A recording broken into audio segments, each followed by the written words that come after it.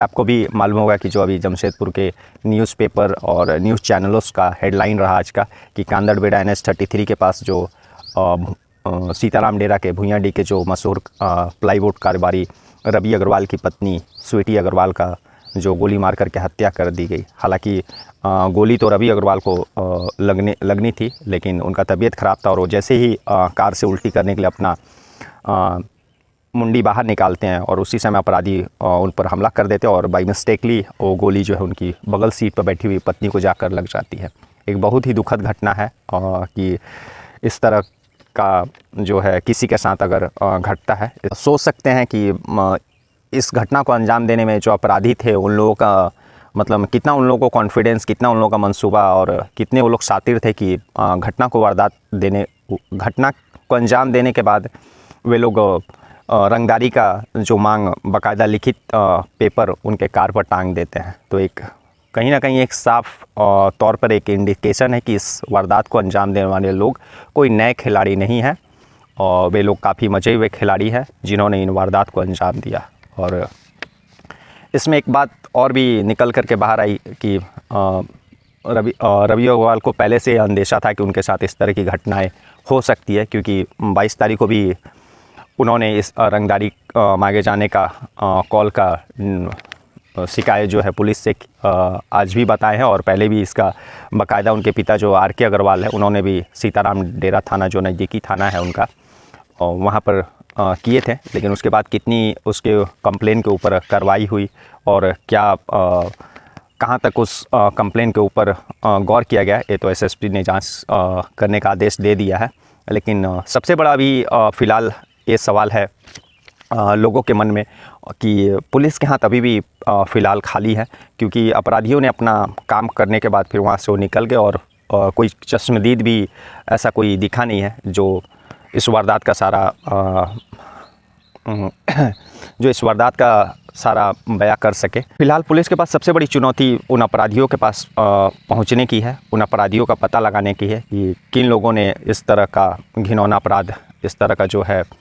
बेखौफ अपराध को अंजाम दिया। और पुलिस के पास दूसरी सबसे बड़ी चुनौती ये है कि पुलिस के पास कोई क्लू नहीं है और सिर्फ एक क्लू छोड़ के जो call details report CDR report, क्योंकि पहले भी जैसा कि रवि अग्रवाल और उनके पिता ने बताया कि 22 तारीख को भी उनको फिरौती के लिए कॉल आया था और उसके बाद फिर उन्होंने रंगदारी के लिए फ़ोन आया था और उसके बाद उन्होंने जो नज़दीकी थाना सीताराम डेरा थाना में भी इसको लेकर के कंप्लेन किया था। और तो वो फ़ोन नंबर है और रवि अग्रवाल का जो फ़ोन है वो है सारा कॉल डिटेल्स रिपोर्ट की किन लोगों का कॉल इतने दिनों के बीच आया और उसके पहले आया और कितने लोगों को कॉल गया। और दूसरा एक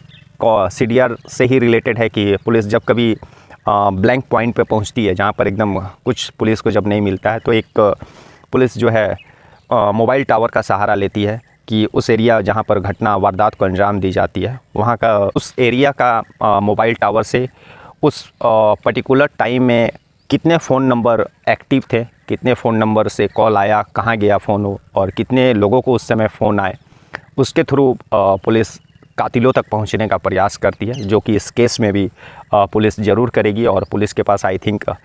एक ही या दो रास्ता है कातिलों तक पहुंचने का और इस रास्ता को ज़रूर पुलिस चुनेगी। हालांकि ये रास्ता बहुत ही कठिन है, क्योंकि जैसा कि रात को 10 के करीब NH-33 पर घटना को वारदात को अंजाम दिया। जाहिर सी बात है कि अपराधी जो भी इस घटना को अंजाम दिए हैं वे लोग उस काफ़ी दूर से, काफ़ी पहले से ही रवि अग्रवाल के पीछे होंगे और 2-3 घंटा पहले से ही उनके पीछे लगे होंगे और मौका खोज रहे होंगे कि उन अपने वारदात को अंजाम, इस तरह की घटना को अंजाम देने का। और उसके बाद फिर वो लोग आ गए। ये सारा चीज़ लगभग 3-4-5 घंटा का सारा चीज़ जो है वो चंद मिनटों का नहीं है, बल्कि सारा उसके लिए फील्डिंग किया, उस जगह का मुआयना किया गया। उसके बाद जा कर के जो अपराधियों ने इस तरह की घटना को अंजाम दिया है। और तो 3-4 घंटा का कॉल डिटेल्स वो भी मोबाइल टावर के थ्रू निकालना, लाखों नंबर और उस नंबर में से 1 या 2 नंबर पुलिस को हासिल करना, ये पुलिस के लिए बहुत चुनौती का काम होगा। हालांकि बहुत पहले भी इस तरह का काम पुलिस करते आई है लेकिन यह काम जो है भूसों में सुई ढूंढने से भी डिफ़िकल्ट हो जाता है, क्योंकि हर एक नंबर को क्रॉस चेक करना, कौन सा नंबर कहाँ कॉल लगा, कौन से नंबर पर कहाँ से कॉल आया, कितने बजे लगा, कितने बजे वारदात हुई, इन सारा चीज़ मिलाने के बाद मतलब एक सारा प्रोसेस है, और इन सारे प्रोसेस में बहुत ही समय लगता है, और आईटी डिपार्टमेंट का भी हेल्प लिया जाता है, और जो इस क्षेत्र में एक्सपर्ट हैं उनके भी हेल्प ली जाती है, और उसके बाद फिर पुलिस शायद उस नंबर तक पहुंच जाए, और जल्द से जल्द आशा करते हैं कि पुलिस उन अपराधियों तक पहुंच जाए, अपने शिकंजे में उन लोगों को ले ले, और